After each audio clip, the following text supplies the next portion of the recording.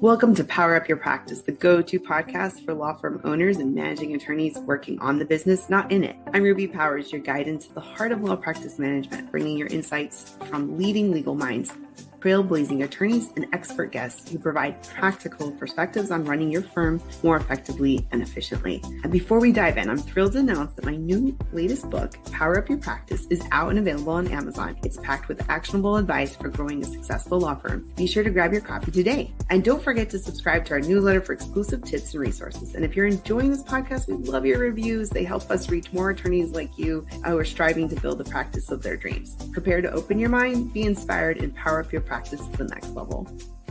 Everyone, this is Ruby Powers. Welcome back to Power Up Your Practice, and I'm your host, Ruby Powers, guiding you through the ever-evolving world of law practice management.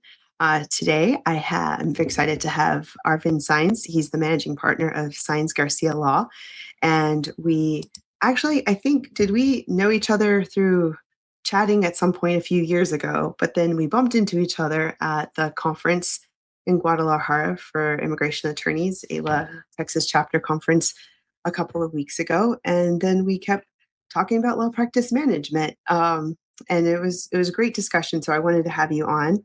Arvin, why don't you let us know a little bit about yourself? And you have I feel like you've lived a lot of different lives. You have a lot of different, you've had a lot of different careers. And I think that it helps bring a lot to being able to run your own law firm. So welcome to the show. Yeah, thank you, Ruby, for that introduction, and I'm very happy to be here.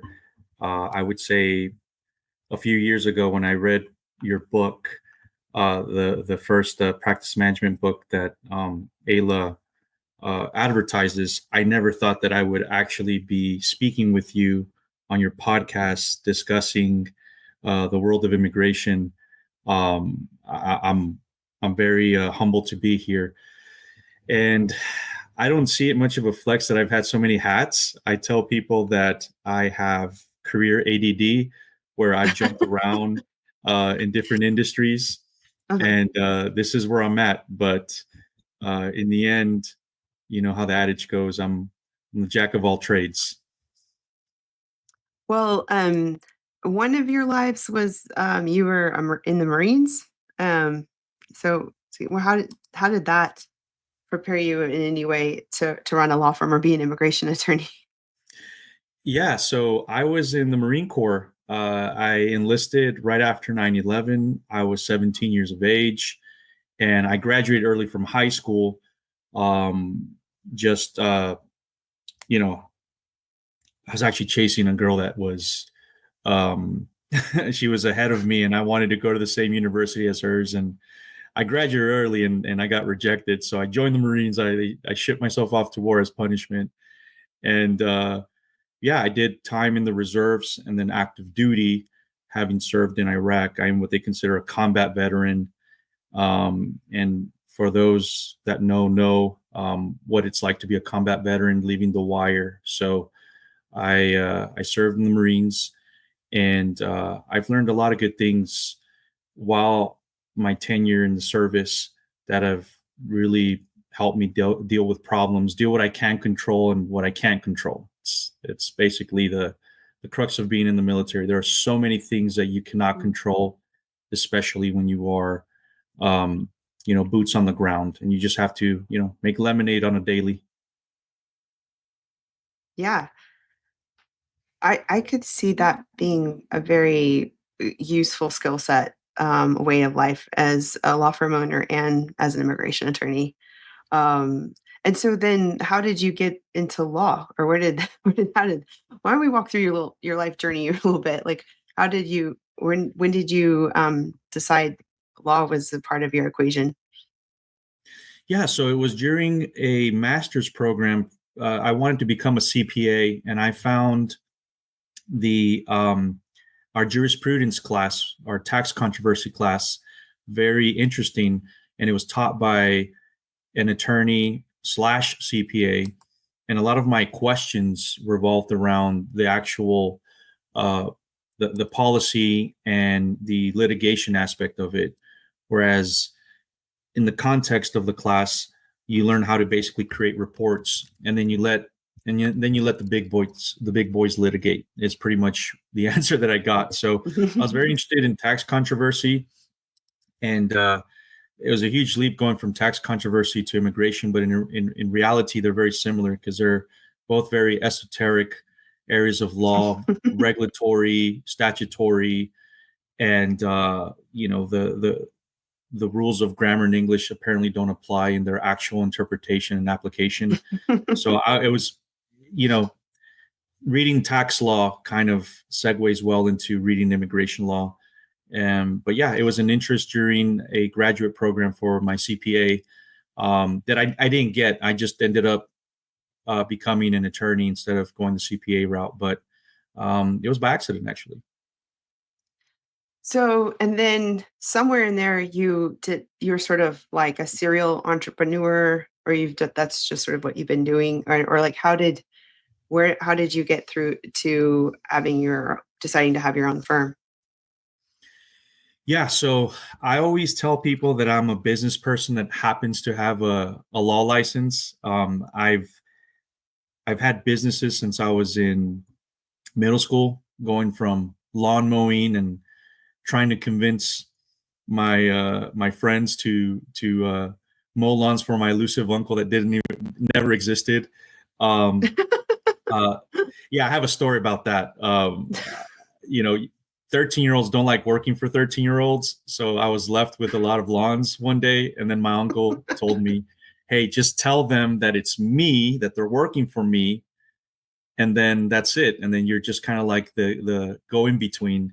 And so that worked out pretty well. But I've had businesses since I was in middle school, and in different industries: retail, services, taxes, hair salon. Right now, we manage a very successful dog grooming business. Myself and my business partner, he's the operations person, and I just give my fractional CEO commentary every other week, and we're doing great. And that's more testament to getting in the right business at the right time. If you don't have a system, I highly suggest people become partnered with someone that has a system or a franchise or something to that effect. And that's what we did as a side hustle. That's what I do, dog grooming. Fascinating. I love using side hustle. It just sounds fun. I was teaching the class to my students like a week or two ago, and I was like, basically, it's like having multiple revenue streams, but side hustle sounds cooler. And I think that's just once you're an entrepreneur, it doesn't take too much before you become a serial entrepreneur. But not everybody has the same mindset. But I think like you start getting, maybe it's the ADHD type of thing, but like you get a little bored with one, and then you're like, oh, let's add a little complication and more challenge, and not having any time to do anything else to this equation. So. Yeah, I feel like oh, go ahead. Sorry. No, go ahead. Yeah. No, I feel like sometimes it's either it's like goldfish or a frog in lukewarm water. Goldfish will eat until they die. And sometimes if you are bored and you can do more, you'll just take on more. And I think that's a struggle that at least every attorney has it when they have their solo practice, is that they take on more than they can chew, as they say. Or the frog that you put in lukewarm water, if you start boiling it, they're not going to leave until it's too late. And it starts with something that is innocuous, like just taking a few clients, advertising a little bit more, hiring help here and there. And then before you know it, you have key man risk or key channel risk or key practice risk or whatever. And sometimes those successes are also kind of they lead to failure if you don't scale responsibly. So I've made that mistake before. Someone asked me the other day, what am I an expert in? And I told them I'm an expert in failing. I've failed so much that I know how to bounce back. It's just, and the more that you can fail, the more that you can learn, especially when there isn't a direct path. I think every entrepreneur in every business, in my opinion, it's not a linear trajectory. It's got crevices, challenges, personal, outside of your control as well. And you have to make your own path, and failing repeatedly and being told no repeatedly and having people doubt you repeatedly is just normal. And you have to just learn how to roll with the punches and fail gracefully and do the analysis. What did I learn from this? And be like, okay, I'll never make that mistake again. And that's it. Yeah, that's like so important, because if you're not willing to try, you won't know. And then if you're not willing to pick up, and then you won't move on to the next. And then if you're not willing to analyze what did you take away from that, and if you just move on to the next adventure or project. So those are all really critical elements to the failing forward, or I don't know if that's expression, but like eventually of, moving on by learning. It reminds me of back when I was in high school. I had this one job, like a sales job. I forgot. It was like the best paying job you could get, but nobody could stay there very long because it just was like, so there was a lot of rejection and everything. But I'm glad I did it for just, even if it was like a couple of weeks or something. I don't know how long I was there. Was it telemarketing? Yeah, it was telemarketing. Yeah. Yeah. They would get all these like little high schoolers to come do telemarketing, and then and you had to read from a script and stuff like that. But I was like, oh, this sucks. Like, but I mean, it was good. It got me out of I don't know what my shell was like back then. I think I was already outgoing, but anyway, it was a good experience getting outside, because it's also part of rainmaking and networking, a lot of those things that we have to do as law firm owners. But so I think when I've talked to you recently, it's really impressive, the size of the growth that you've had since you started your firm in what 2016, was it around there, or 15? Yeah. Correct. We started in late 2016, and we were, from a business operation standpoint, I was lucky to start in 2016 because that was the first wave of immigration reform and executive actions that really impacted immigration law. It was when our current president was elected for the first time, and I was a newbie at the time, and there was a huge demand for detained work. And the supply of lawyers at the time didn't catch up. I don't know if people even thought he would get elected. The second time around, people didn't think he'd get elected. And it really gave me a big margin of error in maneuvering that area of law, because I had no experience doing removal defense or anything of that sort. I went to court and observed a few masters and quickly realized what judges what you need to know when you go in front of a judge for a preliminary hearing, and what not to do, which is not know the facts of your own client. I was like, this is a low bar. This is such a low bar. I had come from litigation. I had litigated about 100 workers' comp cases, and I was like an expert in reading the court and things like that. So I figured this is it for me. I launched a couple of ads, and we've been profitable ever since, but it really is more of a testament of being at the right place at the right time. Well, you're downplaying a lot of that, what you did, but yeah, that's good. That's good. And so now you're really focused on building out like your leadership or your C-suite, and now you have like how big is your team, and you're sort of where's your firm now? 2025. Right. So going into 2025, we are a little bit over 100 staffers, W-2 attorneys. We're at 24. We have contract attorneys as well, but we all know what really counts. We have 24 W-2 attorneys, and most of our practices, removal defense, family law, and we just opened the business immigration side of things And we've received enough work on the family law and deport that we now have a family law department and criminal defense department. Just naturally, they're being fed through our removal defense clients. So I think it's a good strategy too. If you want to get into like a well-rounded firm, your deport clients also need other services, and you get to a point. I had to guess, I'd say 20 attorneys. You get to a point where you're going to need a full-time criminal defense and family law attorney, and that's where we're at. And I think the key driver there was having the right partner. You can't do it by yourself. And when I got to a point where I was tapped out by myself, I went through an advisor, and she helped me put a team together. So I'm just going to let everybody know that having a good headhunter on your payroll, or as your friend, as your drinking buddy, whatever you got to do, having a good headhunter can make all the difference, because it's like major league sports. Like, you need the right recruiters and you need the right team. And we're not in a field where they're churning out attorneys left and right with the amount of experience that we need, or even practice managers. There are very few out there.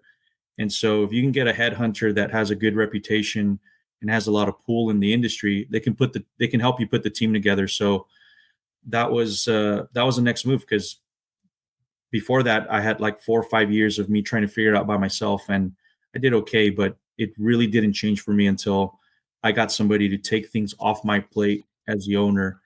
And yeah, we've taken off ever since. That's awesome. And I think that also goes to when you're running a business, like, when do you do something on your own and when do you hire for help? When do you get a consultant, when you get an advisor, when do you get a headhunter? And that can make such a critical leap in your growth potential by getting the right person at the right time. So that's awesome that you were able to get that help and to get to where you are now. What is your like ideal day or your week schedule now that you have this team and everything? Like, how do you stay, like, I know we both talked about E-Myth, I think, but like, how do you stay in more of that manager entrepreneur space, or where do you think you are in running the business now? Oh, I feel like I'm a baby still. I feel like I'm a baby every time the business is, people use words like growth, evolution, they evolve and things. First and foremost, people don't evolve. That's like, you'd have to be removed many generations. What it is, it's a metamorphosis. It's you going from one thing, from one species to another. And a firm, in my opinion, that is running a dozen cases a month is vastly different from one that signs up 50 cases a month, and is very different from one that signs up 300 cases a month. And every single milestone in that growth, it requires different talents. There's economies of scale, but I think there's also like problems that come with those economies of scale that you cannot fathom. So what I've learned is to really channel at this level wiser people to advise me, because I don't know what I don't know. And that is one thing that is very important. People have to understand that it's a much different business than what you had before if you're growing, and you have to respect all the moving parts, and there are different roles. And another thing that I would say is the people that are with you along the journey, there's a buy-in factor. People have to buy into your vision, and sometimes you lose people along the way because the organization outgrows them, or they feel disenfranchised because you're moving up and you're expanding. It's expanding vertically. If you have a firm with 15 people, there's basically only 2 levels of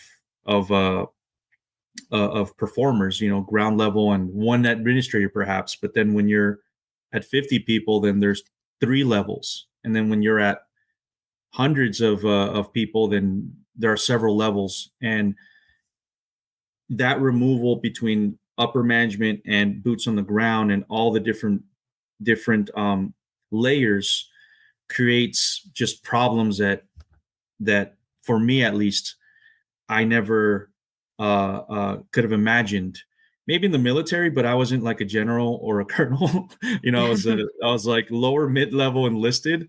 But sometimes I feel like it's like the military. I'm like, this must be what it's like to be a general. Like you got all your colonels giving you this intel, and then you just happen to talk to boots in the ground, and the intel somehow got scrambled, and then now you have a lot of work like moving pieces, and now the information you're getting, you have to question it, but not to come off as cynical or paranoid.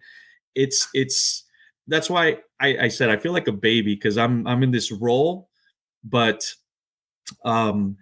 I have to really channel that idea that I don't know what I don't know, and it's okay to ask. It's okay to talk to other people, maybe situated in similar industries. I've noticed those are the people that are most willing to speak with you, because you get to a certain point where, for example, we're the largest removal defense firm in Dallas Fort Worth. I mean, we overrepresent in court. We have the most cases, and talking to other people that are in the same area of law, it's like we're a big fish at this point, and there aren't much resources. So sometimes you have to venture outside to talk to people that you would like to emulate. So, I jump at the chance of inviting my friend John Hewitt out to lunch. John Hewitt is, in my opinion, one of the best business owners, entrepreneurs in this country, in the history. And anytime he comes in town, I jump at the idea to talk with him. And I sit there and think for like an hour or two, what 3 questions am I going to ask him? And you get some golden nuggets. And every time it's transformative. It's like going to the top of a mountain in China and talking to like an all-knowing person. And they tell you something, sometimes it doesn't make sense. And then it just clicks with years of experience. Like, oh, that's what they meant. So constant learning. I feel like I know a lot less. So I was, when you were talking, I was thinking about like when your business gets bigger, it's like you start getting too big to fail. Like you have to keep the machine going, but sometimes it might feel like you go 2 steps forward, 1 step back with like the learning process. And then also I often think about like parenting as a similarity to running a business. Like you don't know what you need to know for that next level because you're not there yet. But when you're there, you're like, oh, I need to learn how to address this level, because as soon as you feel like I've gone through the baby phase or the preteen phase, but then new challenges come along and you can never think that you know everything. And I think that's healthy. You constantly admitting that you don't know what you don't know, because sometimes when you have people around you who think they know more than they do, that gets so dangerous. And I think that's dangerous even in just running your practice as well. But it is nice to like hold on to something and say, I do know these things happen. But then knowing that things can change over time. Like I was just talking to my team. I was like, normally the summer gets quieter, but I don't think it's going to, because I think we're going to have a lot of demand with tight deadlines.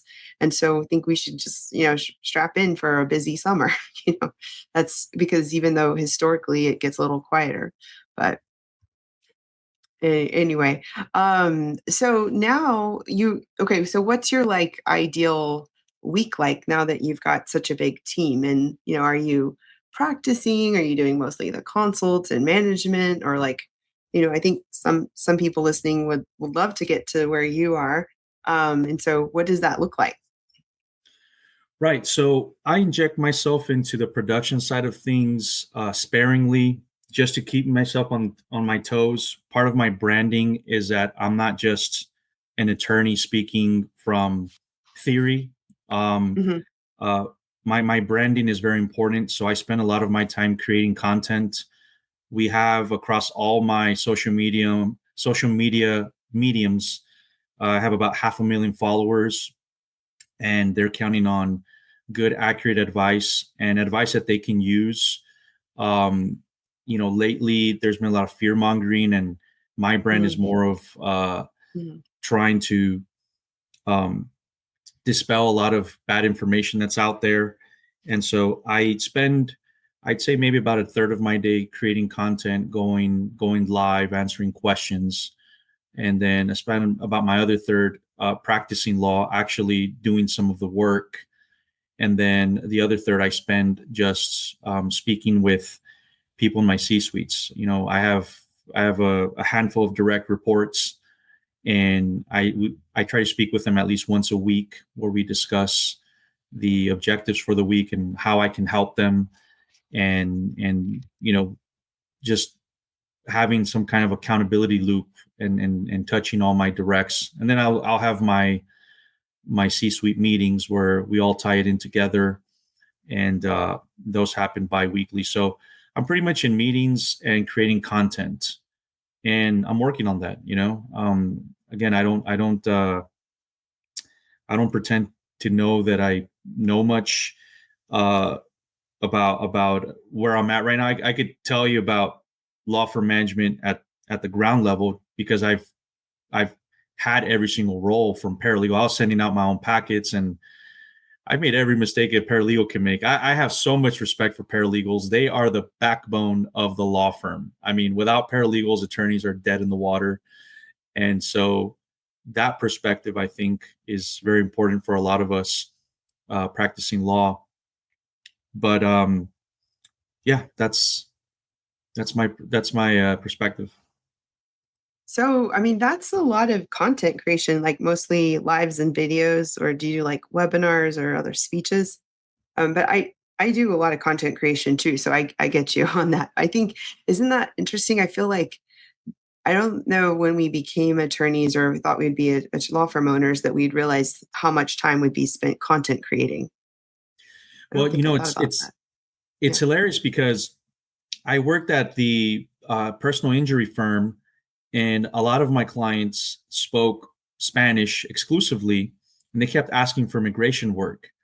And I asked the partners if I could do immigration as a side hustle, and they gave me a $500 budget for the month. And I went on Facebook, and I got like one client, like a TPS renewal, I remember, and I had to break out Kurzban for that.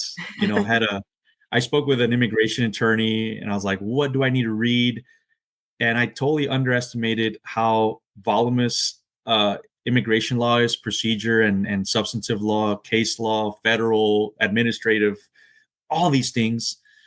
And they gave me like a month to give them this docket. And I failed, apparently. Because I used the $500. I was like, where am I going to use these $500? And I quickly realized, and I don't know if it was my daughter that told me, but I thought it was a joke. I was like, there's no way I'm going to make this money go far. But then I started thinking, we have more eyeballs on phones than anything. People's eyeballs aren't on TV. It's mostly on phones. There's data to suggest that people are looking at their phones even more so than on the road. Or road advertisements, I'm going to say. Oh yeah. Mm-hmm. And I was like, I can get more marketing hits by doing ads on Facebook. People are getting their news online. Billboards aren't as effective as people think. And so I had mentioned it at my next employer to do lives on Facebook. I had experimented with Periscope when Periscope was a thing. And I had told my employer after that, which was an immigration law firm, to do lives on Facebook. And they scoffed at the idea, actually. But, fast forward 5 years, and I see now everybody doing lives on Facebook.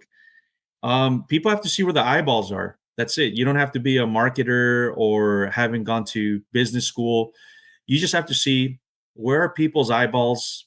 Where are they getting their news from? Where are they at mostly? And then just advertise there.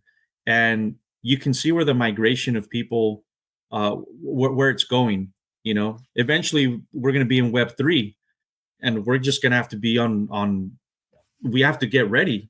There's going to be virtual real estate, and you're just going to have to rent virtual real estate. And just even talking about Web3, people don't even know what it is. It's amazing. It almost feels like cheating, but if you know where the eyeballs are at, you'll be fine. You do have to read and see what the best marketers are saying. What I would tell people, you can't get an MBA right now. Just listen to what some of the top marketers are doing.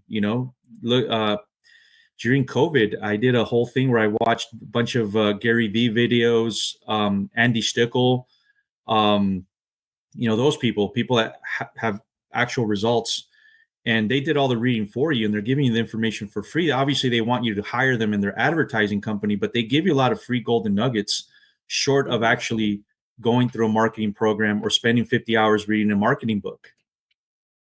Yeah.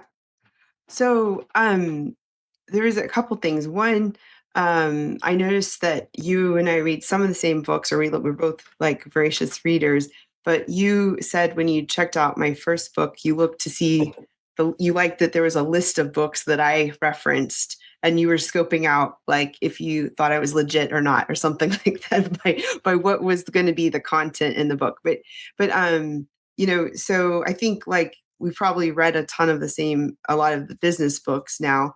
But like, how do you choose your resources? And then also I wanted to mention what you were telling me, like how you're now sort of curating information and how you're starting to digest that using AI. Right. So I'm a real big proponent of AI because it's given me results, first and foremost. And you have to use AI responsibly. AI does make mistakes like anybody else. But it's also smarter than most people when it comes to certain tasks. I know it's made contract review a lot easier for me, and just some of the mundane tasks. It's allowed me to amplify my current talents.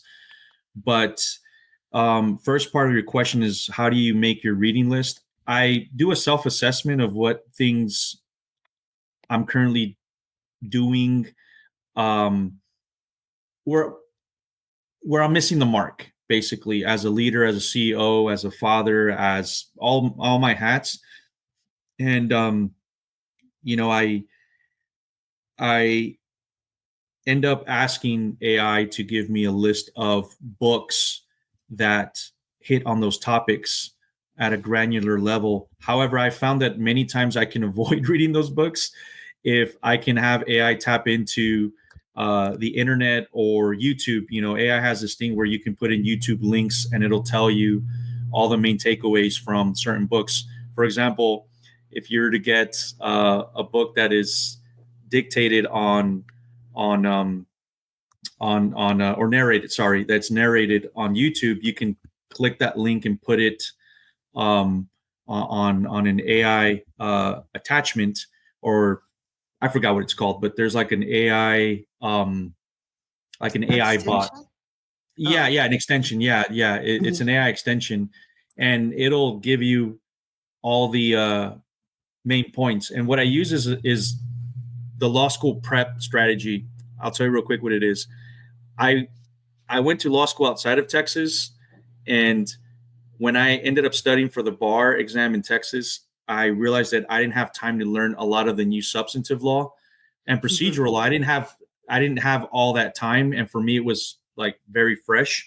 And I'm sure you can attest because you also graduated from school in North Carolina, correct? Yeah, exactly. There wasn't any oil and gas classes. Right. Oil and gas didn't exist. But then I was like, I'm going to treat it like regular property law, and I'm going to answer these questions the way I think, I would just make up a rule of the day, and there would be an assessment at the end. And then I ended up focusing on just the law that I didn't know. So I already walked in with 50% base knowledge of the things there. So then my study should have been focused more on half of the material, because I already understood the other half, whether on purpose or I just had a good hunch on what the law was. So it's the same thing with a book. Sometimes you read a book and it's just a bunch of other books repackaged with a few new golden nuggets. So I'm very obsessed on finding the new golden nuggets. So if you were to tell me right now, here's a book called, Harnessing the Power Within Your Law Firm or whatever, I'll take the book and I will ask AI to quiz me, pretend this is a course and the overarching concepts from this book. Quiz me by giving me case studies and I'll give you an answer, and then let me know what concepts am I missing from the book and what chapters. And if I'm pressed for time, I'll just have it re-quiz me on those chapters and what lessons I didn't understand. Or I'll literally pick up the book and I'll just focus on those chapters. And it allows me to digest the book in what used to take me a week or two. I can digest it in a couple of days. So I've just been like on this binge of just like going through books over and over through GPT, as acting as my private TA. Well, that's awesome. I have another I had another guest on, and he's told me about something similar about how he's sort of condensing information. But I love the idea about quizzing, because sometimes when someone recommends a book, I sort of like binge listen to it on Audible, and then I realize I'm probably moving too fast, and I like the idea of the quizzing or going over the key concepts so I can say like, this is what I actually learned about it. Because sometimes I'm just like, I want to finish it, but I also, I do. If someone asks me what I learned from it, I need to say, I need to be able to communicate that. I was actually thinking about making like little segments on the podcast of like my book reviews, and that could be my like selfish way of me retaining my information. But I like the idea about using AI to quiz me. Hadn't thought about that. Recently, I've had two different AI book recommendations: the AI driven leader, harnessing AI to make faster, smarter decisions, and then Damien Reel recommended Co-Intelligence, living and working with AI. But I'm only working on the AI driven leader one. But yeah, I love those ideas, and just like helping retain that information. And what the golden nugget thing though, like I think that's really relative to the person, because like, maybe you're at a different stage, or maybe you've heard something, but that one book tells it to you at that one moment, and it just like strikes a chord that it didn't. Sometimes we have to hear things multiple times, and maybe it doesn't make sense at the time. So I think that's why it's okay to reread a book, for example, because you might not have gotten something that it was telling you before. But yeah, it's like the Bible. yeah.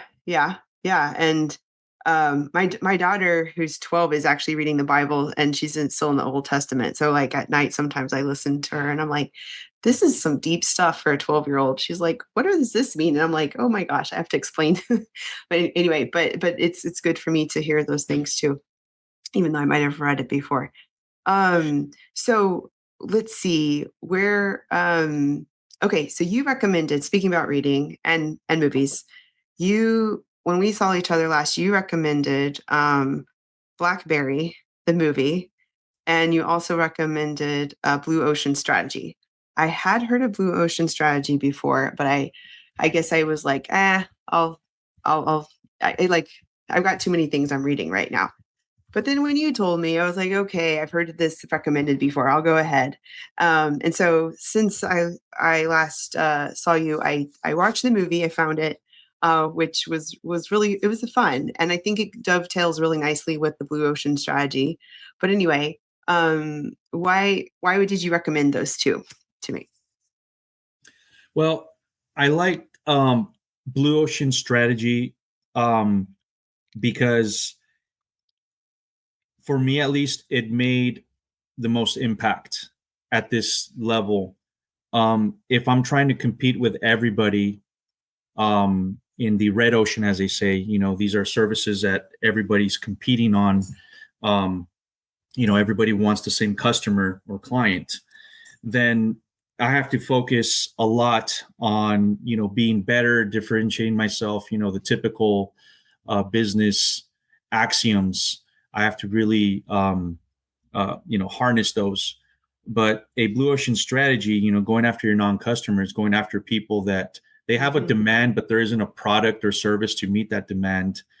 I feel those products and services they give you a bigger margin for error. You're giving them a service or a product that doesn't otherwise exist anywhere else, and you're meeting a certain demand, and they tend to be very profitable. It's also very important to understand that sometimes, and I've made this mistake, I found a blue ocean in and I can say this now, now that it's over, but Title 42 cases. I had made relationships in Mexico and at the border with the government. I have a good reputation with the government to try to get well-deserving people across the border under Title 42 program. So they only let a few nonprofits, use that channel, and I was the only for-profit lawyer that I know of. I didn't hear of anybody else doing this, and it was a trade secret at the time, but we were able to get well-deserving people, and we filtered them well. And it's not something that law firms were offering, for-profit law firms, at all. And it was a huge demand. It's a non-customer for a typical law firm, but I went out there and figured out a way to service them, which was how to get across on a humanitarian parole. And the mistake that I made was that it affected our cash flow in such a positive way that I had I had hired so many people to take care of the influx of business. But then when it was over, then we took a huge dip on a business. And the lesson I learned from that was, when you experience a volatile increase, whether it's through a blue ocean, sometimes the blue ocean isn't a blue ocean forever. There are extant forces or other people that will come in after the fact that will dilute the blue, I guess, or just end it. So maybe contract workers is good for those volatile moments. It was a very expensive lesson that I learned. I was able to get lots of business, but at the same time, I wasn't able to mitigate. And as far as the BlackBerry movie, I love movies, whether they're true or not. Sometimes they're exaggerations of what really happened. I am one of those people that will watch a movie like The Founder or the Network, and then I'll immediately look for like a video that says what they got right and what they didn't. But BlackBerry was very factual, from what I understand, and the larger lessons learned. I love to see how people rise to the top, and then I like to pin down what made them fall from the top or fall from grace or whatever. And then, I just keep that in mind, learning from their mistakes. But BlackBerry is one of them, and I'm impressed that you went to go see it right away. A movie is a big commitment for many people, especially people like us. Yeah, I know. I was like, I am taking control of the living room here, people. Like, because I had to find, I was like, is it on Disney? Is it on Hulu? I was like, I have to find this movie. Yeah. Well, so for me, the blue ocean, what I loved about that the most was the case studies. And when I just was like, man, I could just listen to a whole book about case studies, like what went right, what went wrong, what they were thinking. And when they told those stories, I don't know, I love stories. I think most people do, but that's also why I enjoy consults, because I'm always listening to people's stories, and podcasting too. And what I realized with that is, you could be having a blue ocean idea, but you have to keep like reinventing yourself, because, and I think that goes really well with the movie, because like the research in motion, they came up with the BlackBerry, but they didn't stay on top of it. And so then when like the iPhone or smartphones came out, they weren't ready to roll with that. And that was sort of like the demise of, their innovation, because they were too confident in what they had, and they weren't kept on reinventing themselves, it seemed like. So I do like that whole idea of like, where is that latent market? Just thinking about Uber, for example. I never really used a cab, and I always had somebody drive me to the airport. But now I either, Uber everywhere and never get a car rental unless I'm in like some deserted area going to a detention facility or something like that. Just like, so that really hit up a whole area, a business opportunity. And then they add the Uber Eats and everything else, for example.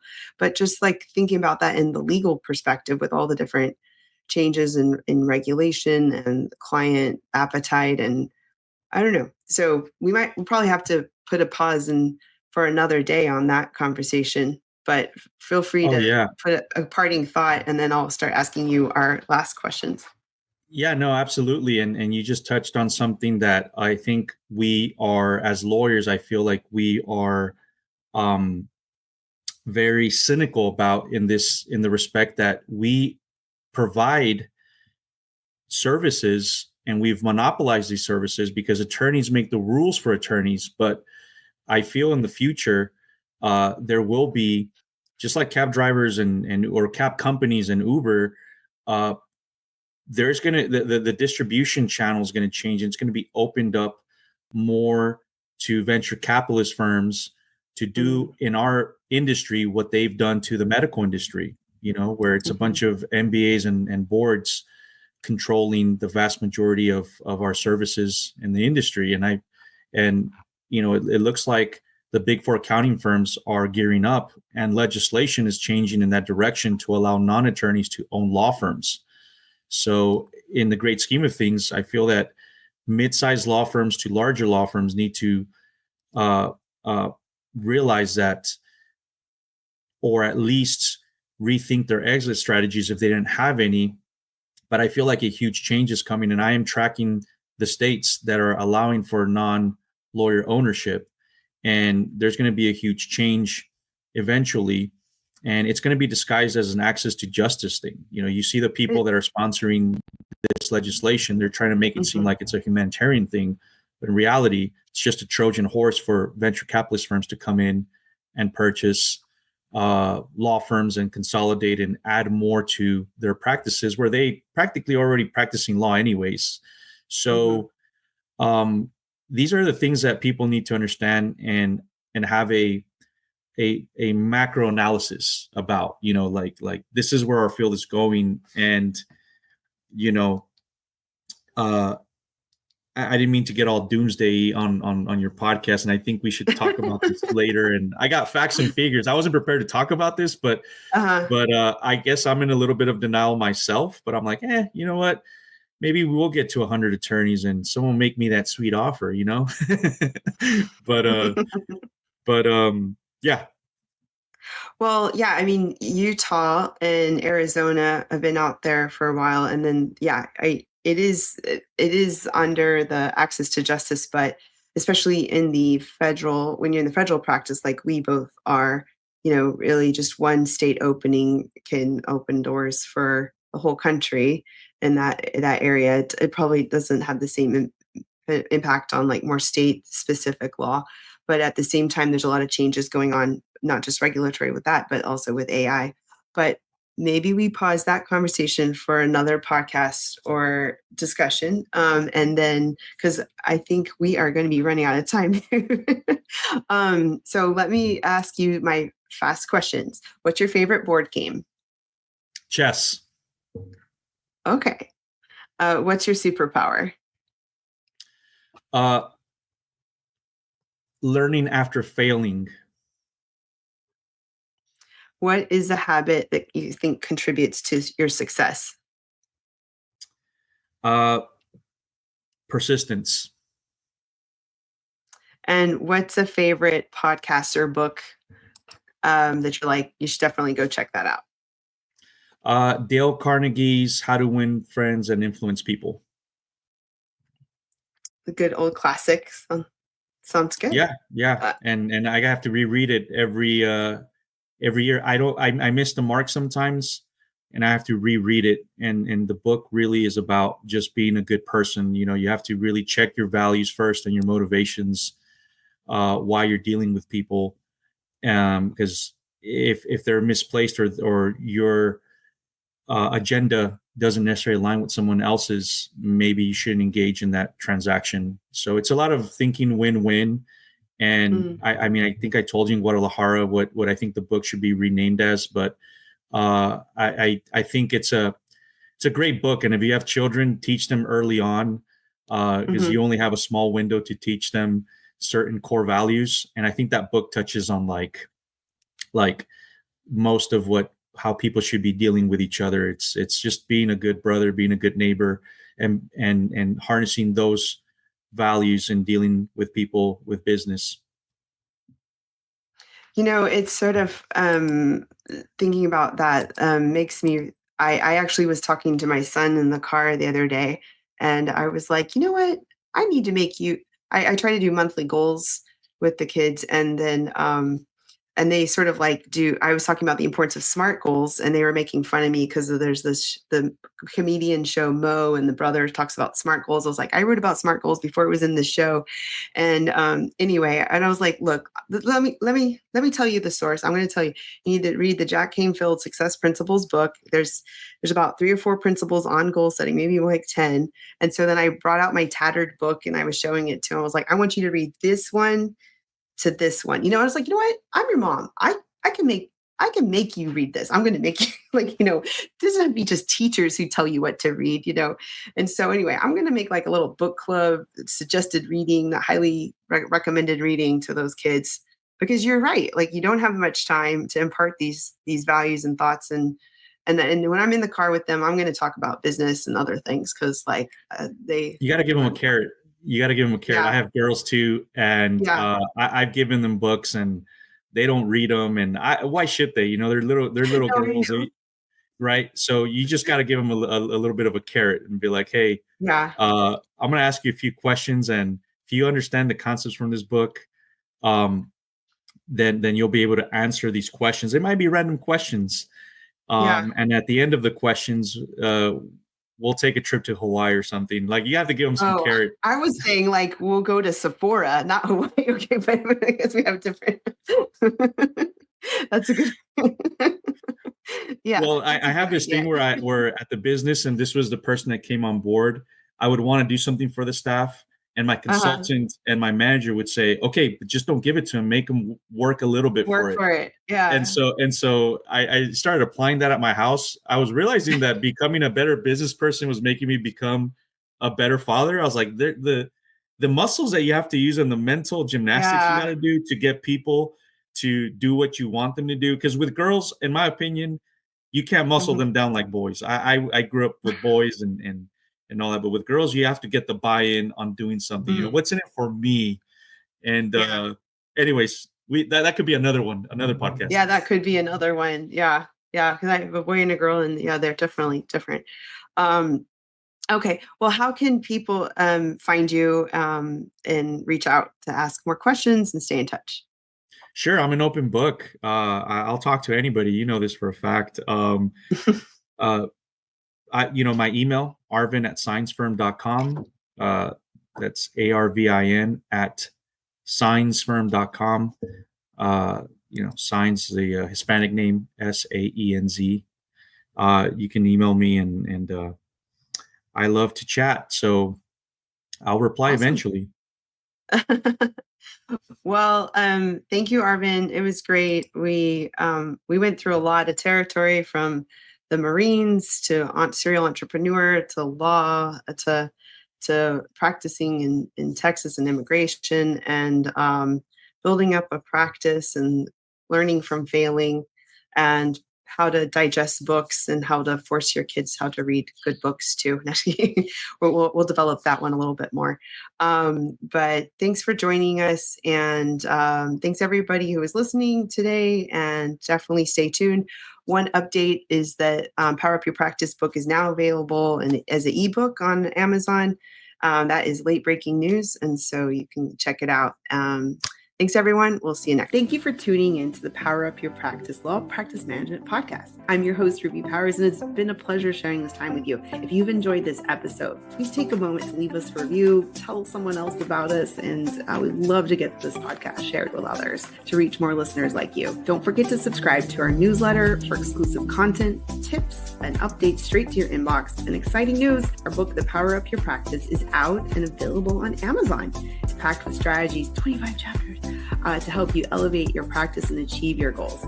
So join us next week as we dive into more advice and insight on law practice management. We'll see you next time.